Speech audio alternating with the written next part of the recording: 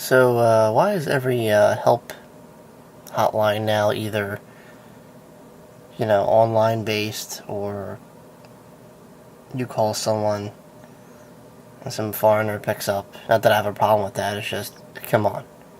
Why can't I email you directly and you give me a response back? Like seriously. And, I see this a lot with a lot of antiviral programs. Like, I had some trouble with Norton, and I just wanted to send an email. I could explain it better, but no. I had to either talk to someone from India or, let them take control of my computer. Which, I don't know about you guys. I don't trust that.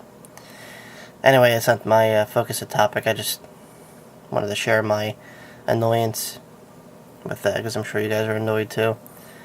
Anyway, this is, I'm going to step aside from my usual talk about politics or whatever. I'm going to go right to, I guess, my childhood, growing up. A little nostalgia for you. The rise and fall of the VHS. Movies and stuff. I was going to do a documentary somehow, but someone beat me to it, and it looks great. I'm going to pick it up, actually. So I just figure I add something on it, since, I have a little bit to say about it. And being a kid, through the early 90s to the late 90s, and just actually going out and enjoying renting movies. The little sticker in the corner, "Be kind, please rewind," or some shit like that, Yeah, it was a fun part of growing up. I used to wait whenever the new movie would come out, and see the box cover. I think that was one of the best parts, the box. I mean, yeah, today's DVDs, they're all flashy and holographic and all that stuff, but, like back in the day, especially, I grew up on horror movies, so seeing, the real thick, and it was the older it was, the better it was, the real thick boxes. Sometimes they have, double features on them. Very rare. I'm not talking about, old classic shit. I'm talking about, 80s horror, Scalps and The Slayer. You're like, what's that? They were slasher movies. But yeah, sometimes some movies were, so thick that the reel, you could feel the heaviness of the tape. Because they have two movies in one. Or, after the credits, you would get them, behind-the-scenes footage. Kind of like today's bonus features. Well, back then it was behind-the-scenes footage after the movie was over. If you guys ever watched anything from Full Moon Entertainment, like Puppet Master or Demonic Toys, you know what I'm talking about. Anyway, back to the cover art. They really went all out. I'm talking, graphic cover art. You kind of knew what you were renting right off the bat. And it was pretty neat. It was cool. And, aside from the chains, the usual, Blockbuster and Hollywood Video, you had them little tiny ones, West Coast Video was kind of a chain too, but not as big as the other two.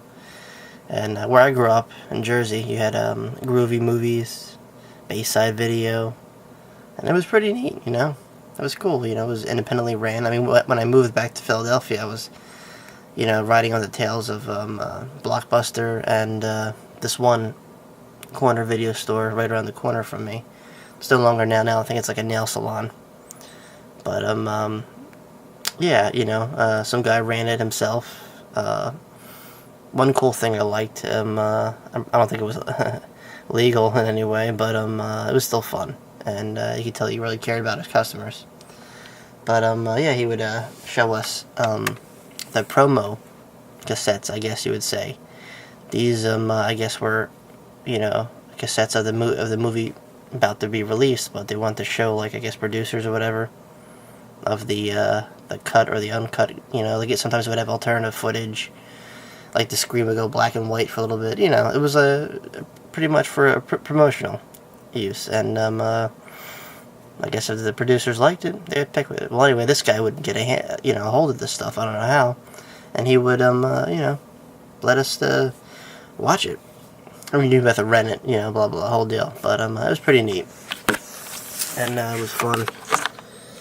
But, yeah, things like on-demand, Netflix, Hulu, all them kind of things.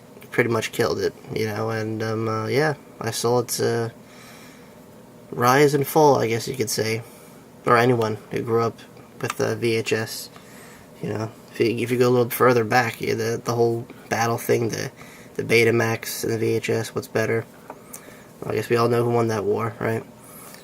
But yeah, it's something I'll never forget, and it was fun. You know, I still have a lot of VHS somewhere tucked in my basement, and even though I've, you know, hundreds of mounts and counting of DVDs, VHS brought something to the table. It was different, you know.